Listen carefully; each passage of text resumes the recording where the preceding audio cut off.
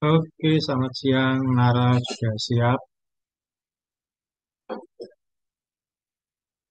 Sinta juga aman. Aman, Pak. Oke, puji Tuhan hari ini tanggal 14 September 2025. Kita bertemu kembali untuk belajar Tuhan.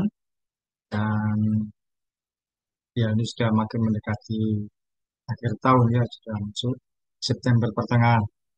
Kita belajar firman Tuhan untuk kita mengerti, memahami bagaimana Tuhan menuntun kehidupan kita hari demi hari, waktu demi waktu. Kita berdoa lebih dulu. Tuhan Yesus, terima kasih oleh kebaikan-Mu.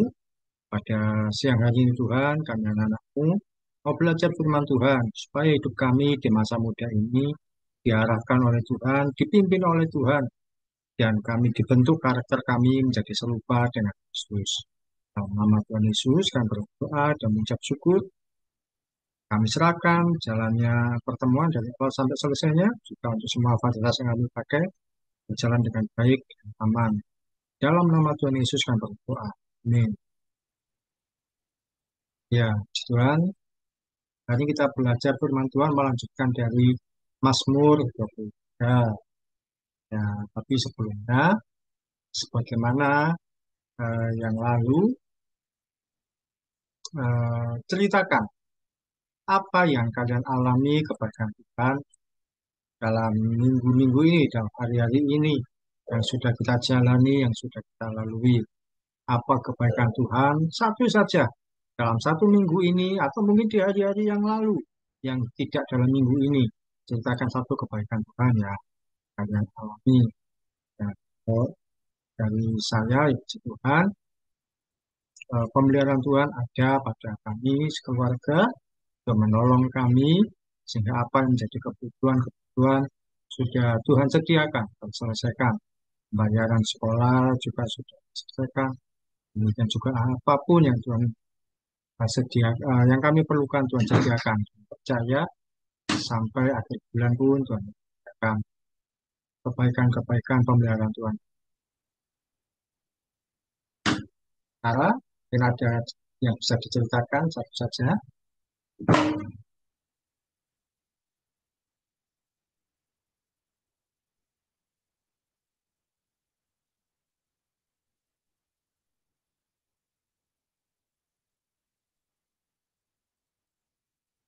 Ah,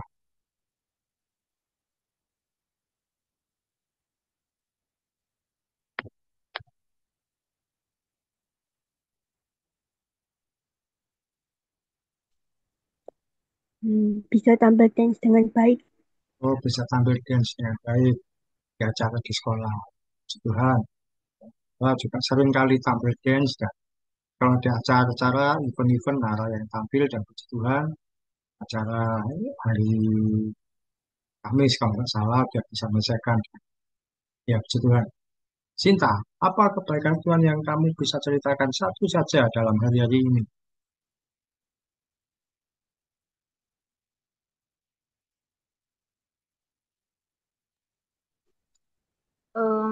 Bisa mengatasi kesulitan, Pak. Bisa mengatasi Tiga kesulitan. hari ditunda. Ya, 3 hari kemarin soalnya teman saya sakit, Pak. Jadi gantiin tugasnya ternyata bisa. Oh, teman yang di poli, di tempat pekerjaan. Iya, Oh, iya, Pak. ya, puji Tuhan. Jika ada teman yang sakit, akhirnya mau tidak mau menggantikan. Yang terpaksa dengan, ya mau tidak mau menggantikan. Tapi puji Tuhan, diberikan Tuhan kemampuan menyelesaikan segala sesuatunya. Ya, itu adalah berkat Tuhan. Kita akan terus berlatih untuk bercerita kebaikan Tuhan yang kita alami dalam kehidupan kita. Mungkin yang sederhana, yang mungkin tidak terlalu kelihatan besar, tapi ketika kita bercerita itu kita bersyukur bahwa Tuhan menolong kita. Coba perhatikan ketika banyak ibadah, persekutuan, diminta kesaksian, orang begitu sulit untuk bercerita tentang kebaikan Tuhan yang dialami. Ya, semestinya setiap hari kita mengalami kebaikan Tuhan. Kita bisa bercerita satu saja itu sudah luar biasa. Jangan sampai kita tidak mau bersaksi. Ini adalah cara kita untuk bersaksi, menceritakan. kebaikan Tuhan. Di Komsel ini, di acara di apa program ini kita akan terus belajar membagikan kebaikan Tuhan yang kita alami. Oke, puji Tuhan. Berikutnya adalah kita masuk di bagian terakhir pembelajaran dari Mazmur 23. Kita masuk di Mazmur 23 ayat 6. Saya akan bacakan, kebajikan dan kemurahan belaka akan mengikuti aku seumur hidupku, dan aku akan diam dalam rumah Tuhan sepanjang masa. Ini adalah ayat terakhir dari Mazmur 23. Mazmur 23 itu disebut sebagai Mazmur berkat, Mazmur pemeliharaan Tuhan, dan Mazmur kebaikan Tuhan. Karena di pasal ini, Mazmur 23 ini, umat Tuhan mengalami kasih sayang Tuhan. Tuhan disebut sebagai gembala yang baik bagi anak-anaknya, bagi umatnya, bagi kita, orang-orang yang dikasih Tuhan. Mazmur 23 ini bisa disebut sebagai Mazmur berkat. Kita sudah mempelajari satu persatu bahwa ada perlindungan Tuhan, ada pemeliharaan Tuhan, ada berkat Tuhan, baik rohani maupun jasmani, ada pertolongan-pertolongan Tuhan dan sebagainya. Bahkan kita belajar bahwa Tuhan itu juga memberikan pemulihan bagi jiwa kita, yang membawa kita ke air yang tenang. Apa yang kita pelajari dari Mazmur 23 ayat 6 ini? Nah, yang pertama, Sinta bacakan Keluaran 12 ayat 35 sampai 36.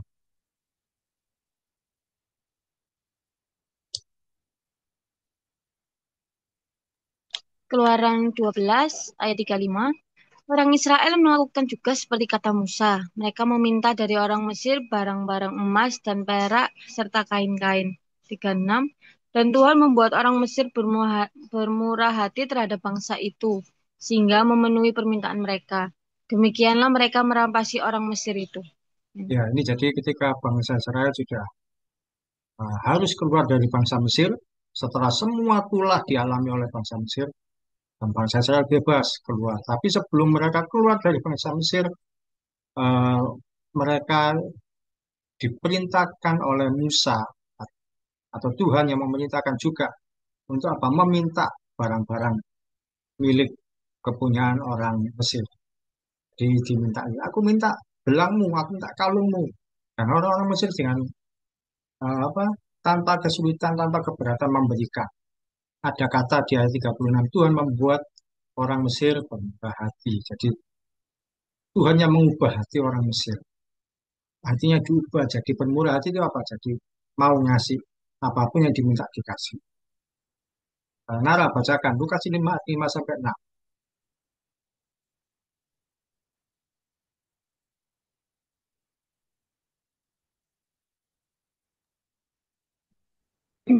Lukas 5 ayat 5 sampai 6. Simon menjawab, Guru, telah panjang malam kami bekerja keras dan kami tidak menangkap apa-apa. Tetapi karena engkau menyuruhnya, aku akan menebarkan jala juga. Dan setelah mereka melakukannya, mereka menangkap sejumlah besar ikan sehingga jala mereka mulai koyak. Ya, ini ceritanya ketika Simon Petrus bersama dengan teman-temannya menjala ikan mulai malam sampai siang tidak dapat ikan satu. Tapi ketika Tuhan Yesus datang, Tuhan Yesus berkata, tebarkan jala di sebelah kanan. Diikuti sama Simon Petrus. Akhirnya apa? Sejumlah besar ikan masuk ke jala mereka sampai tidak muat lagi. Yang kita pelajari pertama adalah Tuhan memberikan kebaikan dan keberkahan pada kita, umat yang dikasih Tuhan, atau kita ini domba gembalanya Tuhan. Tuhan akan memberikan kebaikan yang tidak terbatas dan tidak terduga. Jadi Tuhan akan memberikan kebaikan dan keberkahan. Artinya apa? Saat semestinya ya tidak ada pertolongan, tidak ada harapan, dan semua serba tidak mungkin. Tuhan membuka pintu kebaikan dan kemurahan hati. Kemurahan hati itu apa? Kita tiba-tiba mengalami kebaikan, tiba-tiba mengalami pertolongan. Kita tiba-tiba mendapatkan sesuatu yang semestinya tidak kita dapatkan. Pada waktu bangsa Israel harus keluar dari perbudakan bangsa Mesir, Tuhan membuat bangsa Mesir bermurah hati. Sehingga apapun yang diminta bangsa Israel dikasihkan tanpa kesulitan. Minta perhiasan, baju bagus, dan apapun diminta. Jadi seperti dikasih bekal, seperti dikasih sangu ketika keluar dari bangsa Mesir. Apapun yang diminta dikasih. Sampai firman Tuhan berkata, demikianlah bangsa Israel merampasi bangsa Mesir. Karena sebelumnya kan diperbudak, dibalik, ayo sekarang kasih yang kamu punya, apapun itu. Tapi bukan merampok, tapi yang minta baik-baik dan dikasih. Dan orang itu pun bermurah hati. Dan ini ada gambarnya. Bangsa Israel merampasi bangsa Mesir. Mereka mendapatkan sejumlah banyak perhiasan dan barang yang indah. Dikumpulkan di kereta kuda, di gerobaknya, apapun yang diminta sampai penuh, sampai tidak muat lagi. Apa yang diminta dikasih.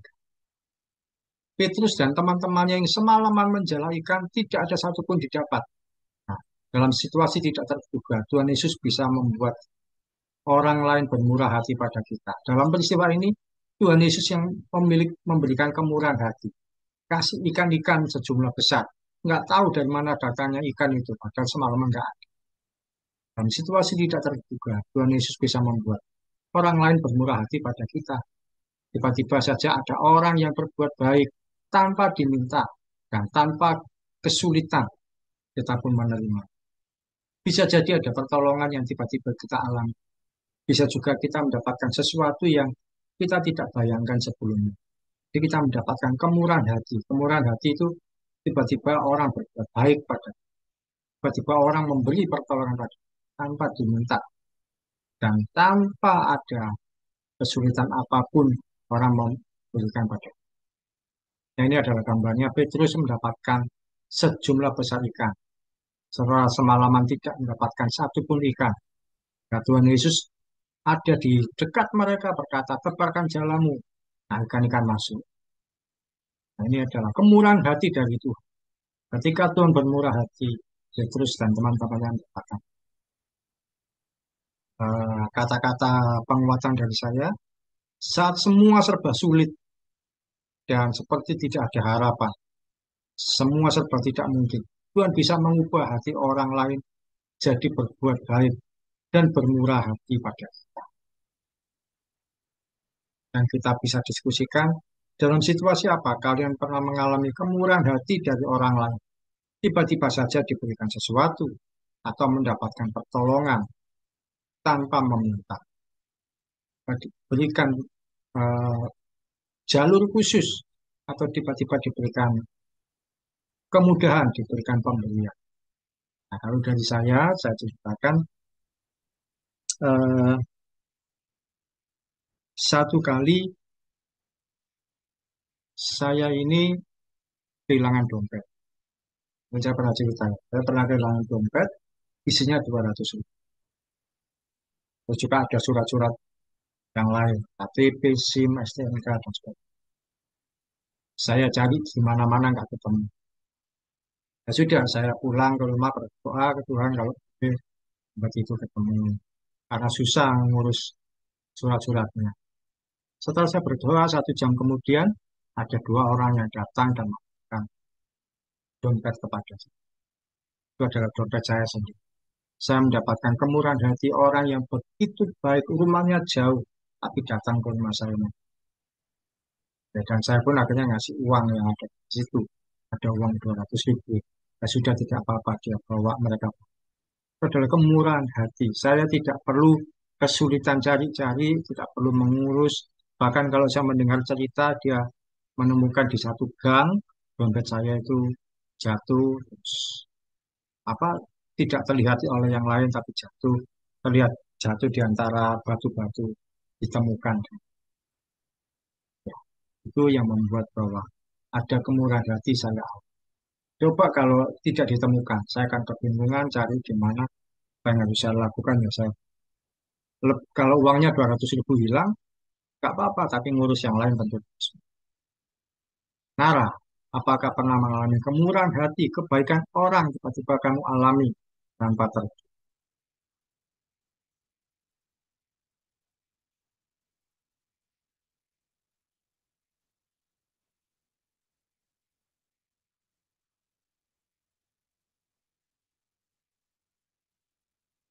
Nah, tiba-tiba dikasih sesuatu, tolong teman, mengalami apa situasi kemurahan hati orang juga.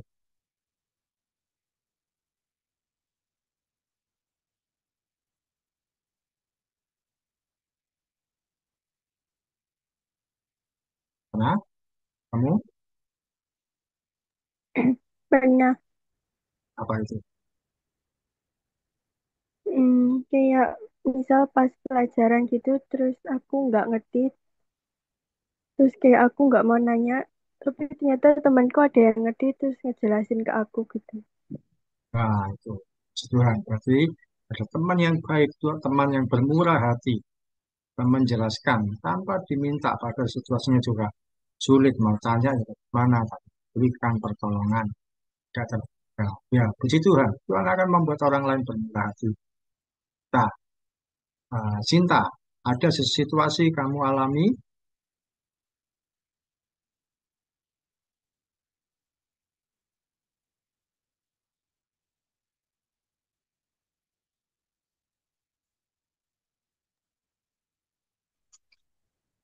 Pernah, Pak. Ya, mana itu? Apa namanya?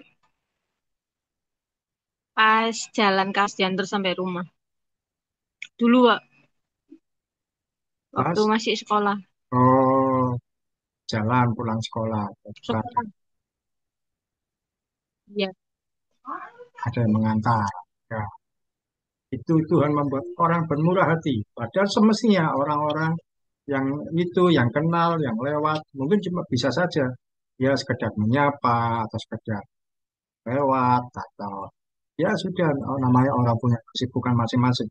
Tapi Tuhan membuat orang seseorang bermurah hati bisa mau cinta sampai ke rumah.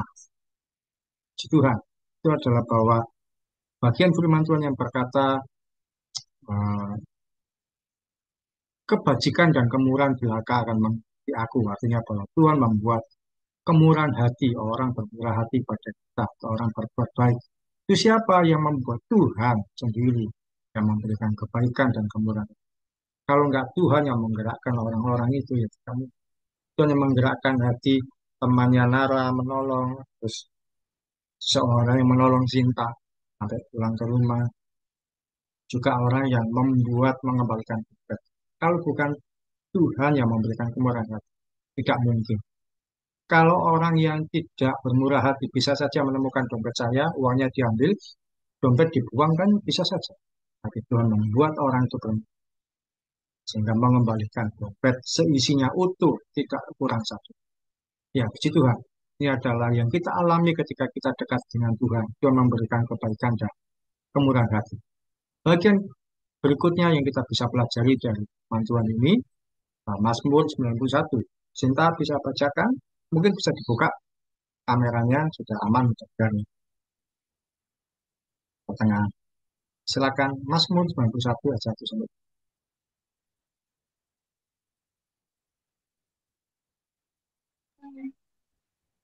Mazmur 91 ayat 1.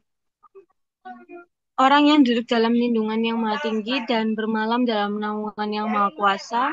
2. Akan berkata kepada Tuhan, tempat perlindunganku dan kubu pertahananku, Allahku yang kupercayai. Ya, Nara, Yohanes 15 ayat 7. Yohanes 15 ayat 7. Jikalau kamu tinggal di dalam aku dan firmanku tinggal di dalam kamu, mintalah apa saja yang kamu kehendaki dan kamu akan menerimanya. Ya, di Mazmur 23 tadi kalau kembali ke depan, nah ini mana ayatnya? Nah, itu ada bagian, aku akan diam dalam rumah Tuhan sepanjang masa. Tadi dibaca oleh Sinta di Mazmur 91, orang yang duduk dalam lindungan yang maha tinggi dan bermalam dalam naungan yang maha esa. Nara membacakan, jika kamu tinggal di dalam aku, apa artinya? Oleh karena kita mendapatkan kebaikan dan kemurahan hati Tuhan, kita pun membalas dengan selalu tinggal. Jadi kata diam itu hanya tinggal atau menetap. Kalau di Mazmur 91 bermalam, kalau di Yohanes 15 tinggal. Itu artinya apa? Kita ini tinggal di dalam hadirat Tuhan. Kata diam itu artinya tinggal. Kita menetap, kita tinggal, kita bersekutu dengan Tuhan di rumah Tuhan. Mazmur 23 ayat 6 tadi berkata, dan aku akan diam dalam rumah Tuhan sepanjang masa. Rumah Tuhan itu artinya hadirat Tuhan, bukan gereja.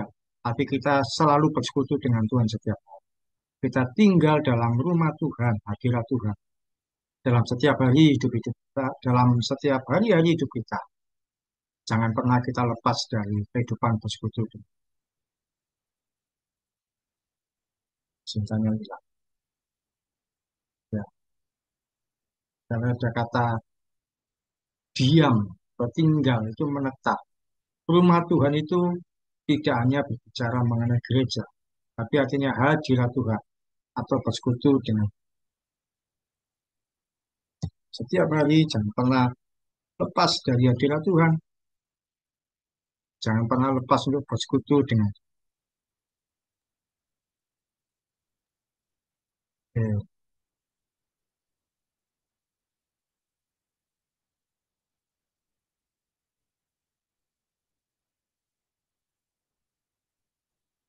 ya, ternyata masih hilang-hilangan kalau di tengah-tengah.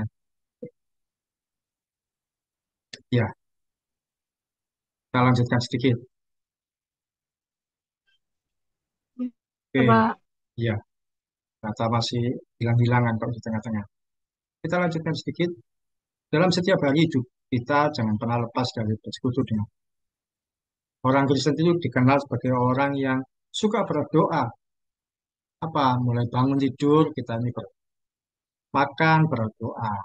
Mau berangkat aktivitas, berangkat sekolah, berangkat kerja, kita selalu berdoa. Makan pagi berdoa, siang mau makan lagi berdoa, makan malam berdoa lagi. Mau tidur pun berdoa lagi. Kemudian apa lagi berdoa? Ada acara, bahkan eh, ulang tahun kita mendoakan. Ada orang berduka, kita berdoa. Orang Kristen dikenal sebagai orang yang suka berdoa. Dalam banyak hal kita selalu berdoa. Berdoa itu artinya apa? Kita bersekutu dengan Tuhan. Jadi kata diam atau tinggal di dalam, ini apa tadi? Jadi kalau kamu tinggal di dalam aku, nah kita tinggal di dalam Tuhan itu apa? Kita menetap, kita bersekutu dengan Tuhan. Kita bersekutu dengan Tuhan itu apa? Dalam doa dan pembacaan firman Tuhan. Jangan sampai lepas dari kehidupan doa kita dengan Tuhan. Demikian juga jangan meninggalkan pembacaan. Kita dikenal sebagai orang yang suka memuji Tuhan, suka berdoa. Jangan sampai kita meninggalkan hari-hari kita dengan berdoa. Kita pun juga Tuhan tidak memberatkan.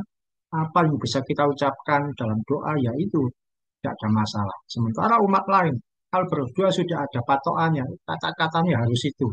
Nah, itu kan seperti robot jadinya. Mengucapkan hal yang sama, kata-kata yang sama. Kita berdoa kata-katanya. Demikian juga dalam setiap hari, jangan sampai meninggalkan pembacaan firman Tuhan. Ini gambar seorang yang berdoa dan juga baca firman. Dalam hari-hari hidup kita, di masa muda kalian, jangan sampai meninggalkan kehidupan doa dan baca. Seorang yang suka bersekutu dengan Tuhan akan menyediakan telinganya untuk mendengar suara. Sekali lagi, seorang yang suka bersekutu dengan Tuhan akan menyediakan telinganya untuk mendengar suara Tuhan. Banyak orang yang berkata, bagaimana cara mendengar suara Tuhan? Saya itu kok nggak tahu Tuhan berbicara pada saya bagaimana. Banyak orang yang berkata, bertanya seperti itu. Dan buat saya itu adalah pertanyaan yang eh, apa ya? Mungkin pertanyaan yang bodoh, pertanyaan tidak tidak baik. Kenapa? Kalau kita sering baca firman Tuhan, kita pasti mendengar suara Tuhan. Kalau kita baca firman Tuhan, ya itu adalah suara Tuhan. Suara Tuhan tidak selalu yang aneh-aneh, tapi dengan firman Tuhan yang kita baca, kita mendengar suara. Eh, Firman Tuhan itu adalah suara Tuhan yang mengarahkan kita setiap. Jadi ketika kita suka baca firman Tuhan, kita berarti menyediakan telinga kita untuk mendengar suara Tuhan.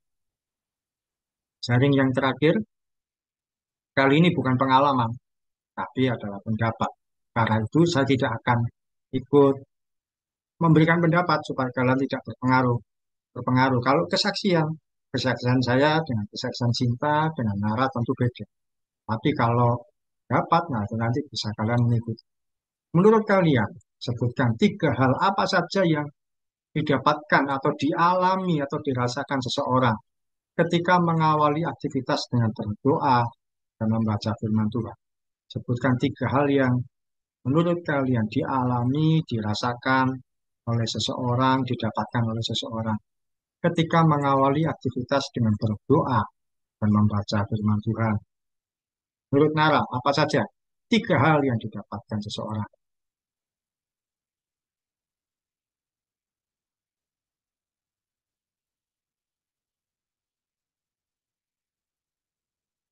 Nah, kalau mengawali aktivitas dengan berdoa dan membaca firman Tuhan, apa sih yang dirasakan oleh seseorang?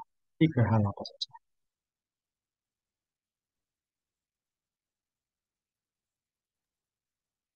Rasanya kayak lebih ringan gitu. Apa? Lebih ringan. Lebih ringan, ya. Ringan, satu. Terus, Hmm,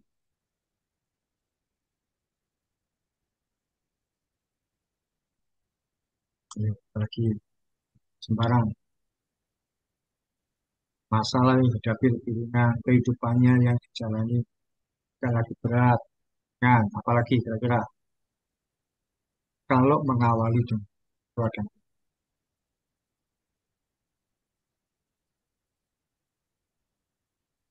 Tidak salah dalam melangkah. ya tidak salah dalam langkah. B, karena mengawali dengan berdoa rasanya tuntun apa yang harus dikerjakan yang tidak dikerjakan dia menyadari. Satu lagi,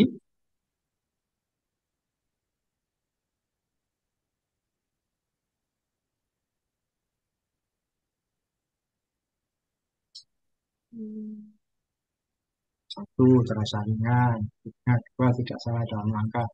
Satu lagi apa? Kalau seorang mengawali aktivitas dengan berdoa,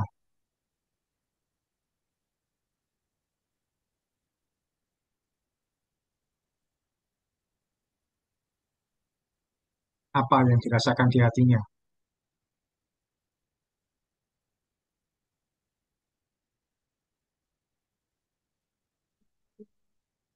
Atau pikirannya jadi apa?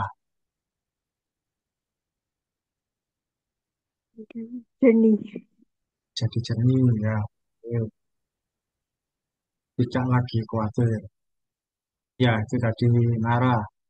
Ringan, terus tidak salah melangkah. Bukan jadi jernih. Kalau menurut Cinta, apa yang didapatkan seorang ketika mengawali aktivitasnya? Doa dan baca firman Tuhan.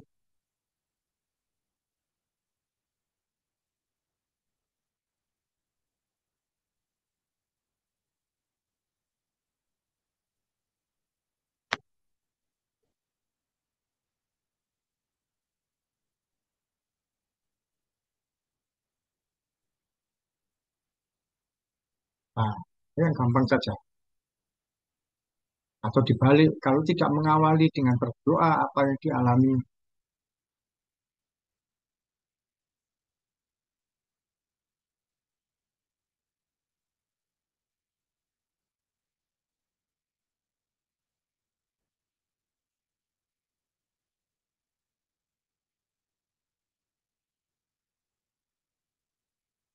bisa, apa yang dialami, dirasakan, didapatkan seorang yang tidak mengawali aktivitas dengan doa, membaca firman Tuhan.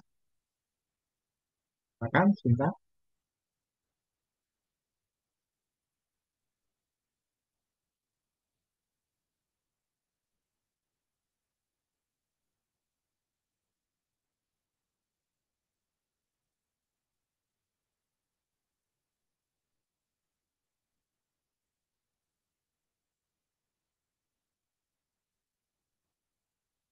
halo, cinta,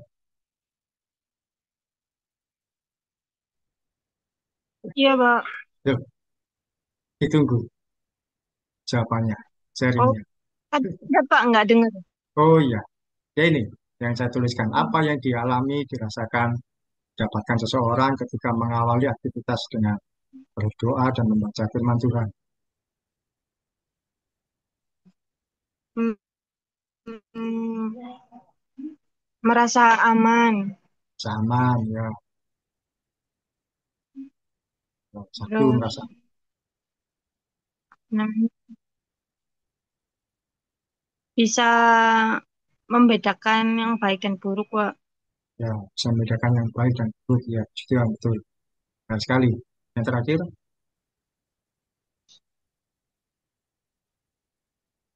ya, Ada damai, terus lebih terarah juga ya. ya gitu lah. Damai sejahtera di hatinya terarah, bisa apa itu membedakan yang baik dan yang buruk ya. Tuhan itu yang kita alami ketika kita mengawali hari dengan ada membaca firman Tuhan.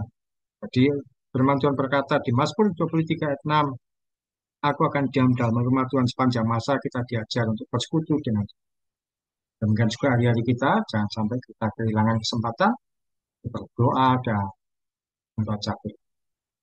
Oke, itu pembelajaran kita hari ini dari Mazmur 23, ayat yang ke-6 atau seri terakhir di Mazmur 23.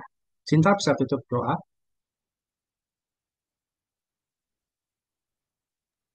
Mari kita berdoa. Tuhan Yesus, terima kasih Tuhan atas kesempatan yang telah Engkau berikan Bapak. Kami bisa sedikit belajar lagi tentang firman-Mu. Kiranya berkati setiap kami Tuhan, terkhususnya Pak Oki yang telah mengajarkan kami. Hanya di dalam nama Tuhan Yesus kami sudah berdoa dan mengucap syukur. Haleluya. Amin. Tuhan, terima kasih Nara, cinta. Terima kasih.